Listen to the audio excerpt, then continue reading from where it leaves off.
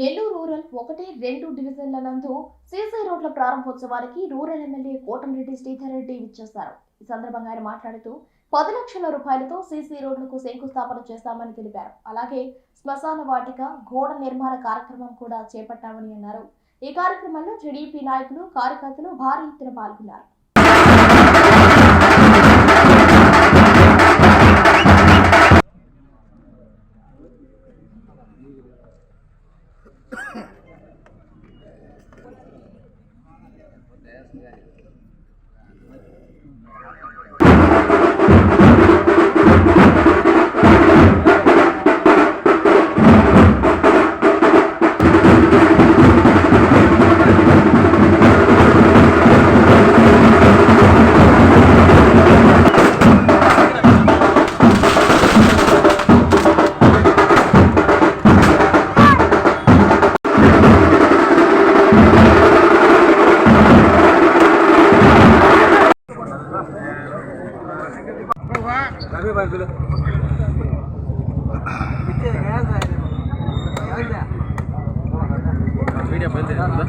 అన్నా సైడ్ సైడ్కి లేనా ఏం వస్తుంది వస్తారు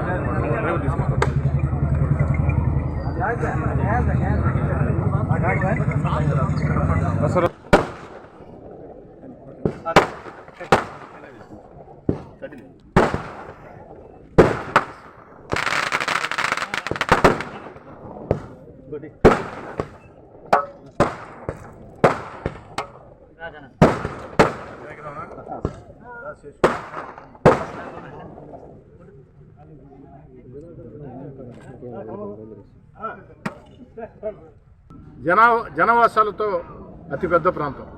వాస్తవం చెప్పాలంటే 1వ డివిజన్ని 3 డివిజన్లు చేయాల్సిన పరిస్థితి. కోడులపాడు, నారాయణరెడ్డిపేట, నవలగుంటపేట అతిపెద్ద డివిజన్.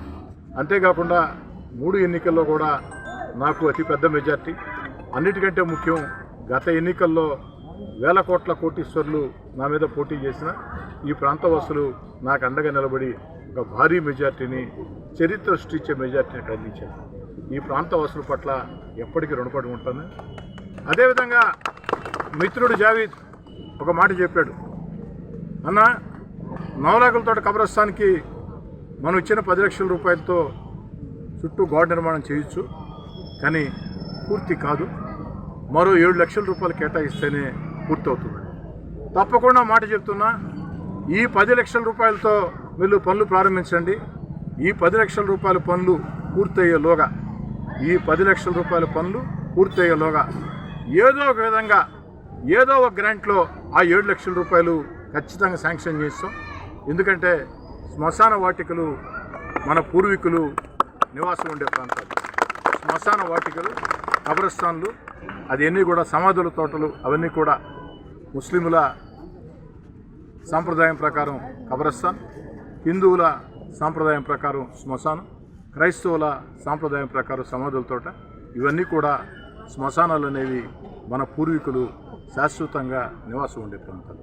మనం అందరం కూడా ఏదో ఒకరోజు ఆ శ్మశానాల్లో శాశ్వతంగా నివాసం ఉండబోయే ప్రాంతాలు.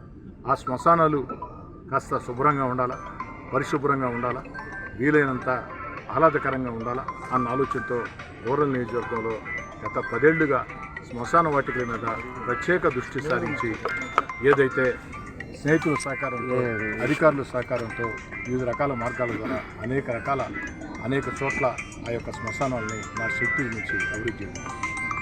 నవలాగులతోట ప్రాంతంలో ఉన్న ఆ దొరతోపు కాలనీలో ఉన్నటువంటి ఆ శ్మశాన వాటికి కూడా ఆ మిగతా 7 లక్షల రూపాయలు కూడా మీరు 10 లక్షల రూపాయలు పనులు పూర్తిగా కేటాయిస్తానని చెప్పి మాట ఇస్తూ, ఈ యొక్క ప్రాంతంలో పేద, నిరుపేద, సామాన్య, మధ్యతరగతి కుటుంబాలు అధికంగా నివసించే ప్రాంతాలు. ఇక్కడ సమస్యలు అధికంగా ఉన్నాయి. ఎంత నిధులు కేటాయించినా ఇంకా పెట్టాల్సిన పరిస్థితి. ఖచ్చితంగా 1వ డివిజన్ని, మరీ ముఖ్యంగా నవలాగులతోట ప్రాంతాన్ని ప్రత్యేకంగా చూస్తానని, నాకు ఎక్కడ ఏ నిధులు వచ్చినా, ఎందుకంటే ఎక్కడ ఏ నిధులు వచ్చేది ఇక్కడ వాళ్ళకి చాలామంది తిరిగిపోవచ్చు, కానీ ఎప్పుడు నాతో పాటు ఉండే జావీదుకు తెలుసు. కాబట్టి జావీదుకు అలవాటు ఉంది, ఏదైనా నిధులు వస్తే వెంటనే అన్నామానవలాకుల తోట, అదేది వచ్చినా అన్నామానవలాకుల తోట. కాబట్టి ఖచ్చితంగా ఎందుకని చెప్తున్నానంటే, ఏదైతే ఆ యొక్క ప్రాంతాల్లో స్థానిక నాయకత్వం ప్రజల కోసం ఆలోచన చేసినప్పుడు ఖచ్చితంగా మేలు జరుగుతుంది. అదేవిధంగా ఈ ప్రాంతంలో పార్టీలకు అతీతంగా సర్తాజ్ ఏదైతే ఉన్నారో వారంటే కూడా నాకు చాలా గౌరవం. వారి తండ్రి గారంటే కూడా పూర్తి కాదు, వారి తండ్రి గారు కూడా పేదల కోసం పోరాటం చేసే వ్యక్తులు.